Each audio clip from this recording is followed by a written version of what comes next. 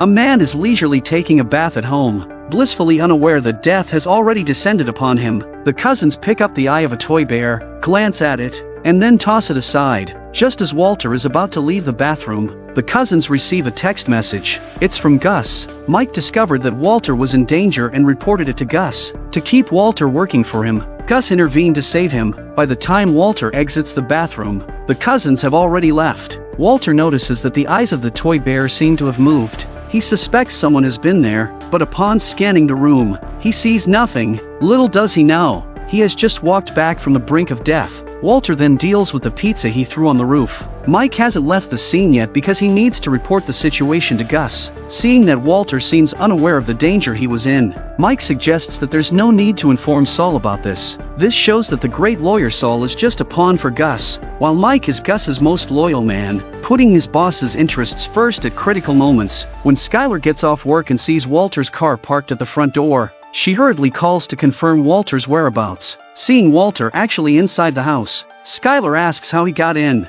an effort to force Walter out. Skyler even calls the police, threatening to turn him in. Because of Saul's reasoning, Walter also believes that Skyler wouldn't dare do this. At this moment, Walter Jr. comes home from school and is thrilled to see his dad back, but they barely talk before the police arrive. Seeing that his mom has called the police to drive his dad away, Walter Jr. is so angry he almost swears again. After some investigation, the police find no reason to evict Walter. Seeing his daughter crying, Walter simply picks her up to soothe her. The police can't see anything wrong with Walter. Walter Jr. also vouches for his father, saying he is a good man and that it is his mother who is being unreasonable. The police state that only if Walter is accused of breaking a specific law can they take him away. Skyler hesitates for a moment but ultimately says nothing, and the police have no choice but to leave temporarily. Walter Jr. is even more furious with his mother.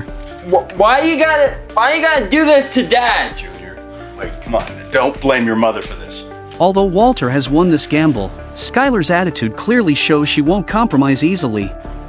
Welcome home. The next day, Skyler continues to consult with her lawyer, Pamela. To help her, Pamela insists that Skyler must not hide the truth. After learning about the confidentiality agreement, Skyler revealed that her husband was a manufacturer of prohibited substances. Pamela advises Skyler to immediately file for divorce and then report Walter to the police, so she can quickly get a restraining order from the court and won't have to worry about Walter approaching her family again. But Skyler also expresses her dilemma. She can't let her son know that his father is involved in crime. Hearing this, Pamela also seems at a loss. Back at home, when Skyler sees Walter placing a large bag of cash on the floor, she is terrified and trembling. Walter confesses to his wife that he is doing this to leave enough money for his family to live on before he dies. Only then can he depart in peace. To earn this money, he has done some things he had no choice but to do. He hopes his wife can accept the money, otherwise his sacrifices would be in vain. Skyler remains silent and gives no response. Walter decided to give his wife a day to think about it and wait for her to get off work before replying.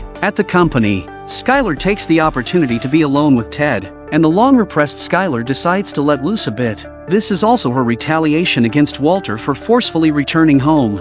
Are your kids home? Back at home, Walter tries to win Skyler over by cooking himself. He thought Skyler would understand the sacrifices he made for the family and accept the money he traded his life for. But what he didn't expect was that Skyler brought him a huge shock. She had been unfaithful. I thought Ted. He is the one who got beaten up the most in Breaking Bad, and also the hardest working among the actors. With his outstanding performance, he managed to keep a character who was supposed to be written off in the first season, alive until the very last episode. Moreover, after the protagonist Walter's death, he continued to star in a movie called El Camino. Hard work pays off, and Aaron Paul received numerous award nominations for his role as Jesse. In the series, Jesse is a bona fide addict, which leads to his parents' disdain. However, this doesn't bother him much, except for the death of his girlfriend, which he finds hard to get over. To honor his girlfriend's memory, Jesse decides to start rehab, a significant step for him since he had never considered quitting drugs before. Time flies, and before you know it, Jesse has been sober for 45 days. That day, as he drives past the house he was kicked out of by his parents, now renovated and ready to be sold for a good price, Jesse makes a bold decision. Jesse goes to Saul and takes out all of his stored $400,000, asking Saul to help him buy that house. Seeing such a young Jesse possessing so much wealth, Saul can't help but feel envious. He reminisces about his younger days when he was just a poor, unknown lawyer named Jimmy. Saul meets with Jesse's parents and their legal advisor, Gardner, stating that he is instructed by an anonymous client to buy their house in cash. However, Gardner immediately asks for $880,000, wanting to settle the payment quickly and without waiting for Saul to bargain. Jesse's parents say they can go lower. Hearing Saul's offer of only $400,000, Jesse's mother is quite angry. Gardner looks at Saul disdainfully. "Are you taking me for a fool?" The group, infuriated, turned to leave, but when Saul mentioned that the house had once been used to manufacture prohibited substances, they stopped in their tracks. Moreover, this point was not included in the signed declaration. Just on this basis alone, it constitutes fraud. With this evidence in Saul's hands, he could easily ruin them. An offer of $400,000 is actually generous. Otherwise, they wouldn't get a penny. Seeing Gardner left speechless and Jesse's parents having no choice but to compromise, selling the house this cheaply, Jesse's mother worries that Jesse would be very upset if he found out. However, no sooner had they spoken than Jesse drove up. Dad, how's it going? Jesse, it's really not a good time. Jesse, the house has been sold. The new owners are expected at any moment. Where do you think you're going? Inside. Little did they know that all this was their son's idea. Thinking about how they usually treated their son, this was practically karma. Saul soon visits Jesse, ostensibly to celebrate his housewarming, but in reality, he wants Jesse to help persuade Walter to get back into the prohibited activities business as soon as possible. But Jesse is in no mood to do this. He dials Jane's old phone number just to hear her voicemail greeting. Hey, if you're trying to sell me something, I've got 4 little words for you. Do not call list. However, if you're cool, leave it at the beep. Clearly, Jesse hasn't moved on from the pain of losing Jane, continuously calling to hear Jane's voice as if he were conversing with her soul. The number you have reached 1494985 in area code 505 is no longer. Until finally Jane's phone was out of service, he lost all thoughts of Jane. For the sake of his future, Jesse puts on his long-missed gas mask once again. Walter is so pathetic. He worked so hard to earn money to support his family, but his wife cuckolded him. Walter remains silent, which, for a family-oriented good man, is undoubtedly a bolt from the blue. Since Saul arranged for Mike to install a bug in Walter's house, the sound of Walter and Skyler arguing was heard loud and clear by them. You think this will get me to move out? You can screw Ted, you can screw the butcher, the mailman, whoever you want. Screw them all! I'm not going anywhere. Suit yourself. Is this a good or a bad thing? Suit myself. You want me to suit myself? I'll suit myself to his face! It's a bad thing. Then, Walter heads over to Ted's company, trying to solve the problem in a manly way, but Ted hides in his office, too scared to come out. In desperation, Walter picks up a flower pot and hurls it at the glass, but Walter doesn't succeed and ends up being thrown out by the security guards. Just as he's about to try the back door, Mike suddenly shows up. A bewildered Walter is taken away by Mike directly. Saul advises him to be more mature and not to dwell on those unhappy things, but to focus on developing his career. Walter is puzzled about how they knew he had been cuckolded and suspects Saul of installing a bug in his house. Saul doesn't deny this. He tries to shift the blame onto Walter, saying it was Walter who hinted that he should monitor Skyler. Hearing all this, an already furious Walter takes his anger out on Saul. Mike, unable to watch any longer, pulls Walter up. I want those bugs out of my house today. I want them out now! Mike respects Walter's feelings and removes all the bugs previously installed. As he leaves, he says something that Walter doesn't understand. You know, Walter, sometimes it doesn't hurt to have someone watching your back. Without Mike's surveillance, Walter would have already become a victim under the cousins' blades. Because of Gus's orders, the cousins didn't kill Walter, so they went to Gus to argue their case, since they still need to show some respect on his turf. Gus states that they can deal with Walter however they like after he ends his partnership with him, but not now because he hasn't mastered Walter's core skills yet. Back at school, Walter is somewhat distracted, and Carmen notices his problems, so she pulls him aside for a talk. But at this moment, Walter is not listening and even makes inappropriate advances towards Carmen. Who knows where he got the confidence? Or maybe his brain short-circuited after being cuckolded, and he thought straying with Carmen could heal his emotional wounds. However, Walter doesn't succeed and ends up being fired. After leaving the school, Walter sees Jesse waiting for him. It turned out that Jesse's self-made prohibited substances had no buyers, and he hoped Walter would introduce him to Gus. But Walter doesn't want Jesse to go down the wrong path and ultimately refuses his request, leading to a parting of ways. Hey! Wait! Hey!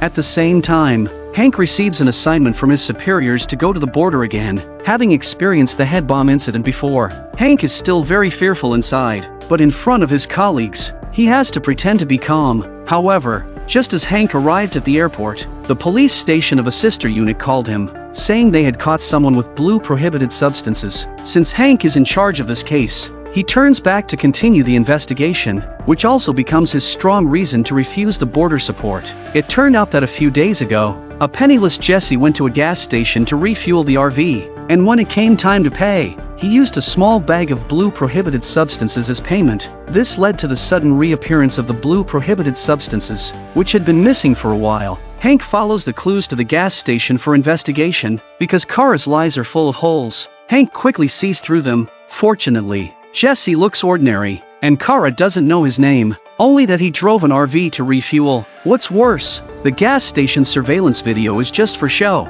Just when Hank thought he was about to lose a vital clue, he suddenly saw an ATM next to the petrol station. Because ATMs have security cameras, Hank hands over the information on the RV to George to check.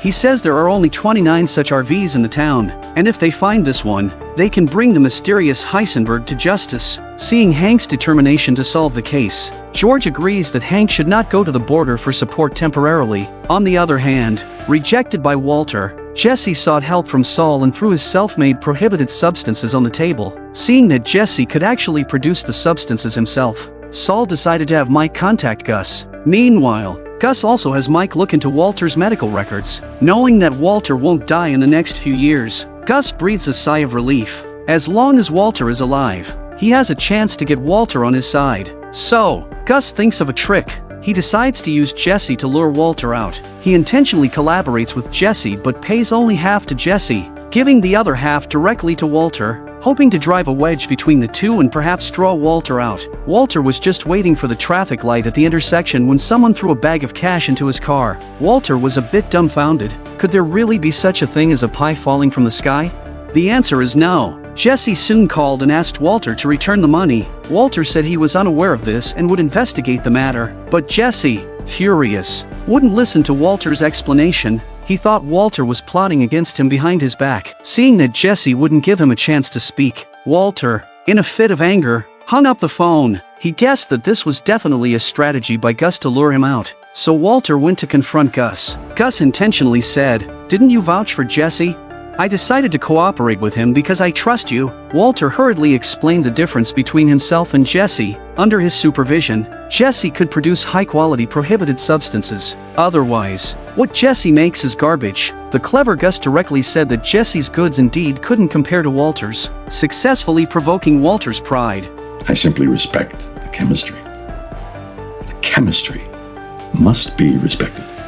Walter cranked his arrogance up to the max. Gus sincerely apologized for his actions. Seeing the look of pride on Walter's face, Gus takes the opportunity to ask Walter to accompany him to a place. Gus took Walter to a large laundry business he had been operating for years, with a hidden entrance behind the machines. What Walter never expected was that this was a brand new lab prepared by Gus for him. Seeing this equipment, Walter's eyes instantly lit up. This shows how deep Gus's schemes run. To win someone over, you need to give them what they most desire. Here, there is the most advanced air filtration system. The gases produced during the manufacture of prohibited substances are filtered and released along with the laundry's gases, avoiding any outside attention. This means there's no need to work here in constant fear. Gus asked Walter to complete a task of 200 pounds a week. Walter could manage his other time freely. A salary of $3 million a month was a huge temptation for Walter, who had just been fired. But Walter was not yet blinded by temptation. Sorry, the answer is still no.